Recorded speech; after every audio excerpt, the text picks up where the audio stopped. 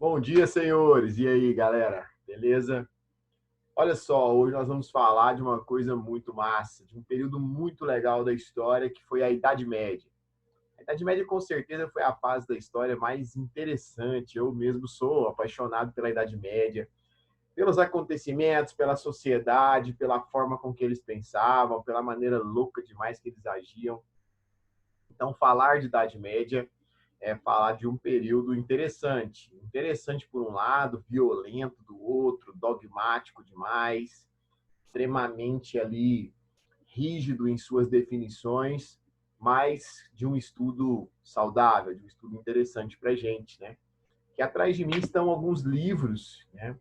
Uma das grandes questões da Idade Média foi o controle da informação, o controle da leitura, né? A Igreja Católica ela teve um papel muito importante na Idade Média na preservação dos textos de muitas obras antigas, mas ao mesmo tempo ela não disseminou essas obras, né? Ela não permitia que as pessoas tivessem acesso a essas informações, o controle da razão, o controle do conhecimento. Muitos autores durante muito tempo chamaram a Idade Média de Idade das Trevas, justamente tentando trazer essa visão, né, de que foi um período obscuro, sem muita liberdade. E aí, lá no século XVII, no século XVIII, quando vem os iluministas, olha só que interessante, eles vêm tentando esclarecer isso, trazer a luz era a razão, a luz era o conhecimento. Vem o Denis Diderot e o Jean d'Alembert, que foram os enciclopedistas, né? E eles diziam que a enciclopédia devia ser mais lida que a Bíblia. Eles estão fazendo uma contraposição a esse rígido controle que a Igreja Católica estabeleceu sobre a leitura, sobre os textos, as obras, a razão, a ciência, que durou aí toda a Idade Média e uma grande parte da Idade Moderna. Então, é muito importante que a gente estude um pouco sobre o mundo medieval. A Idade Média é a segunda idade da história, né? A Idade Antiga, a Idade Média. Ela começou com a queda do Império Romano do Ocidente e ela terminou com a queda de Constantinopla. Ela começou no ano 476 e ela terminou no ano 1453. Então, ela vai do século V até o século XV. São aí 10 séculos, são mais ou menos, por causa do ano, 1000 anos de história. Então, é um período longo e muito legal para a gente poder estar estudando, analisando e falando sobre algumas coisas. Então, o que eu vou trazer para vocês aqui hoje é isso. Opa, vamos voltar aqui. A Idade Média. Aqui está uma imagem clássica dos livros de história, das questões de história sobre a Idade Média, né? Dos castelos, das relações senhoriais, dos camponeses, das embarcações, do comércio, dos feudos. Vamos entender melhor. Olha aqui, meninos. Como eu falei para vocês, Idade Média começa no ano 476 e vai até 1453, tá bom? 476, que era do Império Romano do Ocidente, 1453, que era de Constantinopla. A Idade Média foi dividida pela historiografia em duas fases. A Alta Idade Média, que vai do século V até o século X. Quais são as principais características, os principais acontecimentos da Alta Idade Média? As invasões bárbaras, que foram responsáveis pela queda do Império Romano do Ocidente. Após as invasões bárbaras, é muito interessante a gente se lembrar que muitos povos bárbaros formaram seus reinos bárbaros. Nós tivemos como um dos principais reinos bárbaros o Reino Franco, né, governado por dinastias importantes, como a dinastia dos Merovingios, com Meroveu, Clovis, Childerico. Depois vieram os Carolíngios, com Pepino Breve, com Carlos Magno, com Luís o Piedoso. E depois vieram os Capetingios, com Hugo Capeto, né, o reino dos francos, formou o famoso Império Carolíngio, que hoje seria um país importante da Europa, a França, né, os antigos francos. Então, muitos povos bárbaros formaram reinos e muitos desses reinos foram centralizando e unificando territórios na formação dos famosos Estados Nacionais modernos, os países da Europa. Uma outra característica da Idade Média é a descentralização política, né? Os estados, as grandes civilizações do Ocidente, elas se esfacelaram, Roma caiu, Grécia também já tinha sido conquistada, e aí o poder passa a ser descentralizado na figura de alguns poucos reis e alguns senhores feudais. Sociedade ruralizada, o que faz com que as cidades não deixem de existir, né? Mas as cidades tornam-se mais centros religiosos enquanto a economia passa a estar nos senhorios, dos feudos, na ruralização, formação do feudalismo e a consolidação da igreja. É muito importante a gente se lembrar que a Igreja Católica, ela não só sobreviveu às invasões bárbaras, como ela cristianizou os bárbaros e tornou-se, né, a principal religião que controlava a mentalidade das pessoas através dos seus dogmas durante a Idade Média. A partir do século X, vem o movimento cruzadista, que se inicia de fato no século XI e marca o início da Baixa Idade Média. Reabrindo o mar Mediterrâneo, provoca o renascimento do comércio e das cidades do Ocidente, através da formação dos burgos.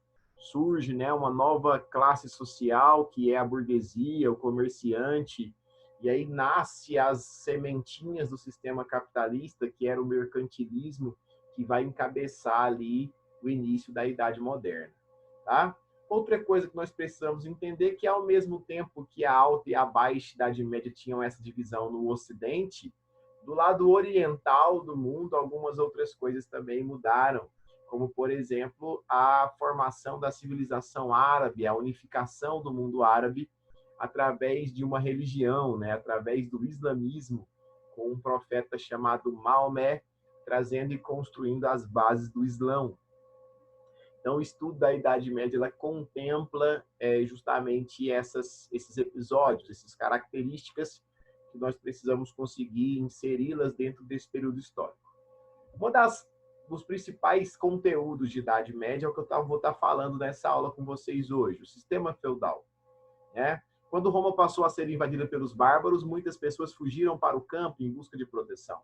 Então, essa primeira frase que eu coloco aqui nos mostra que a queda do Império Romano impulsiona o processo de ruralização, e esse processo de ruralização é que vai construir esse sistema feudal. A nobreza, que eram os donos das terras, das grandes propriedades, dos feudos, começam a construir castelos, a proteger esses castelos e a receber pessoas, servas, pessoas simples, para trabalhar em suas terras em troca de moradia, em troca de proteção. Então, muita gente, com as invasões dos bárbaros, com a queda do Império Romano, desesperadamente fugiram para o campo. E os nobres, então, tornaram-se os senhores dessas pessoas. E a partir daí se constrói essa base do sistema feudal, que foi a base do trabalho servil. Certo? Os feudos tinham uma estrutura muito interessante, de muita proteção, né? O feudo, ele precisava ser uma unidade protegida justamente para que ele pudesse sobreviver a essas invasões bárbaras, a esses conflitos que existiam. Então, nós tínhamos sempre, né, um castelo no feudo onde vivia um senhor feudal, havia sempre um fosso ou um muro cercando o feudo, tanto para levar água como para proteger o feudo, né? A caça era algo feito apenas pelos nobres nos bosques, que eram os grandes guerreiros. Vou falar sobre a sociedade feudal.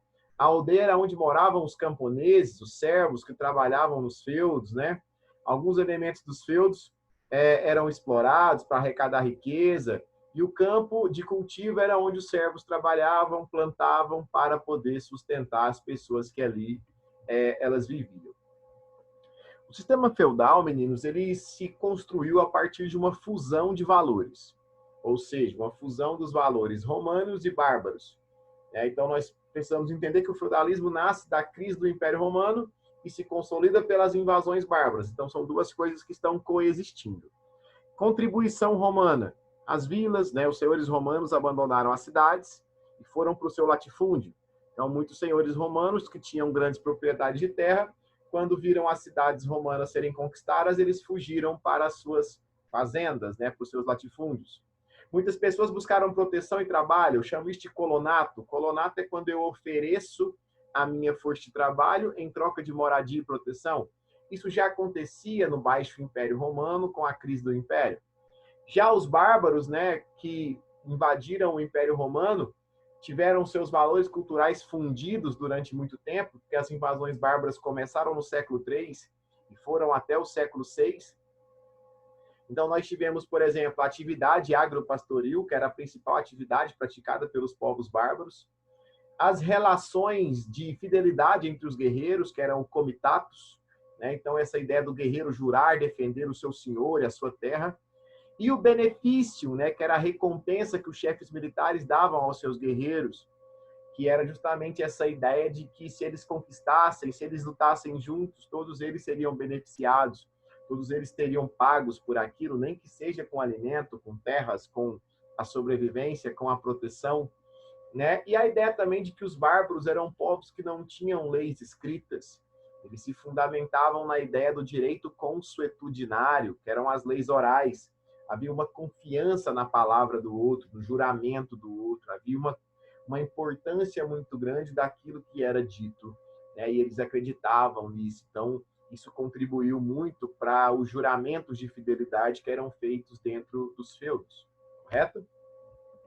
Vamos lá. A sociedade feudal era uma sociedade bem simples, dividida em apenas 3 estamentos: o clero, os oratores, os que oram; a nobreza, os belatores, os que lutam; e os servos, os camponeses, os laboratores, os que trabalham. Então, oração, proteção e trabalho. Nós chamamos esse tipo de sociedade estamental. O que seria isso? Uma sociedade rigidamente hierarquizada, com pequenas mobilidades, apenas da nobreza para o clero, porque ninguém nasce do clero, né, gente?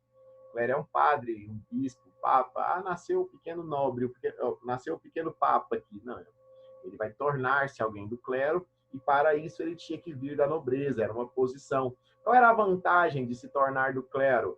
Era justamente não precisar nem lutar nem trabalhar, né? Você tinha uma posição um pouco mais confortável, porque a função do clero é orar pela proteção dos nobres e dos camponeses. Em troca, eles recebem a proteção dos nobres e o sustento dos camponeses. A função da nobreza é lutar para proteger o clero e os camponeses.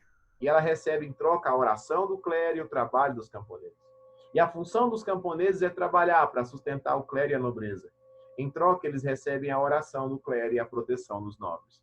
Então, este tipo de sociedade muito rígida, muito hierarquizada, muito bem organizada e muito bem definida, sem que isso mude, sem que isso altere, eu chamo de sociedade estamental, certo? Uma sociedade ruralizada de economia de subsistência.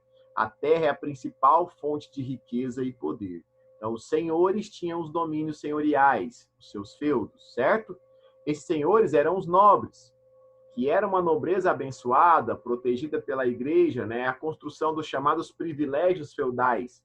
Privilégios que eram dados aos nobres e ao clero de não trabalhar, de não pagar impostos. Então, eram aqueles que possuíam terra, tinham poder militar, gozavam dos direitos dos senhores e estavam ligados por uma relação de fidelidade, que é a famosa relação de sucerania e vassalagem. O sucerano é aquele que concede o benefício, é aquele senhor, dono de terra, que às vezes recebe vários guerreiros que juram ser fiéis a esse senhor em troca de um benefício, em troca de parte das conquistas. O vassalo é esse guerreiro que jura a fidelidade, que protege lutar por esse senhor, mas em troca desse benefício que esse sucerano vai conceder. Essa relação era uma relação exclusivamente dos nobres. Os camponeses, os servos, eles não praticavam a relação da sucerania e da vassalagem. Os servos eram livres, mas eles naquele momento não tinham uma outra opção, né? Porque o império, as cidades foram conquistadas. Então, para fugir dos bárbaros, eles tinham que oferecer sua força de trabalho. E nessa servidão, eles eram obrigados a cumprir uma série de tributações, que nós chamamos de obrigações servis.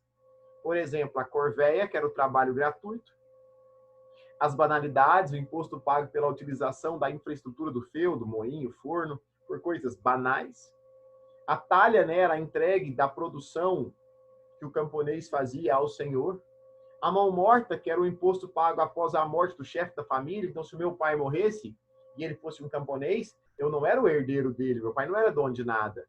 Eu precisava trabalhar gratuitamente um tempo até que o senhor permitisse que eu continuasse exercendo o trabalho. E a captação, que era o imposto pago individualmente ao senhor feudal. Cada vez... Marcelo, mas como é que se pagava esse imposto se não havia monetarização, né? O comércio era base de troca com trabalho. A grande função dos servos era sempre prestar serviços, era sempre trabalhar naquilo que o senhor mandasse, certo? Então, a grande moeda do servo era o seu trabalho, essa era a função, certo? Características do feudalismo. O feudalismo foi um sistema social que predominou na Europa durante a Idade Média. Ponto. Política. Predominou o poder dos senhores feudais, não o poder real. Então, você não tem centralização. Não tinha um rei dos feudos. Porém, alguns senhores feudais eram reis, porque tinham vários vassalos, vários nobres, vários súditos ligados a ele. Então, nem todo senhor feudal era um rei, mas alguns senhores feudais eram reis. Esse senhor feudal que era rei, ele mandava em quem? No seu feudo e nos seus nobres. No outro feudo ali do lado, ele não tinha poder nenhum sobre ele. Então, era descentralizado. Economia, predomínio da agricultura de subsistência e declínio do comércio. Então, havia comércio, sim, mas à base de troca, nós chamamos de comércio amonetário. Sociedade, domínio da elite agrária, nobreza e guerreira, sobre os trabalhadores rurais, os camponeses, eu te mostrei na pirâmide. Cultura e religiosa, predomínio da Igreja Católica. Então, a Igreja Católica ela assumiu o controle da mentalidade medieval através dos dogmas. Aqueles que questionavam os dogmas cometiam mais heresias. Aqueles que cometessem heresias eram punidos pela Inquisição, poderiam ser torturados, queimados nas chamadas fogueiras santas. Então, através do medo, através do terror e através do controle das leituras, principalmente dos textos bíblicos, a Igreja Católica conseguiu controlar e criar, né, essa mentalidade da Idade Média. Quando é que o sistema feudal começou a entrar em crise? A partir da Baixa Idade Média. E nós tivemos três fontes dessa crise. A crise agrária, que se instalou por períodos longos de seca, por exemplo, queda na produção agrícola, grande fome. Crise econômica, a população começou a crescer muito, né, e a produção dos feudos não era suficiente. Inclusive, isso vai motivar a origem das ideias malthusianas. E uma crise social muito grande, originada por conflitos religiosos, como o movimento cruzadista, originadas por pestes, como, por exemplo, a peste negra, originada por mortes de muitos camponeses, de revoltas, que acabaram fazendo com que a Idade Média chegasse à sua ruína e a Idade Moderna fosse construída. Então, galera, é muito importante entender inicialmente as características do feudalismo. Nessa aula eu tentei focar mais no feudalismo e fazer as relações com as origens e também com as crises, que depois nós podemos estar estudando de uma forma mais específica, mais detalhada. Tudo bem? Então, estude isso aí, com certeza essa estrutura medieval e essa concepção do mundo feudal é algo muito importante para você e para as suas provas. Tchau, tchau, até a próxima.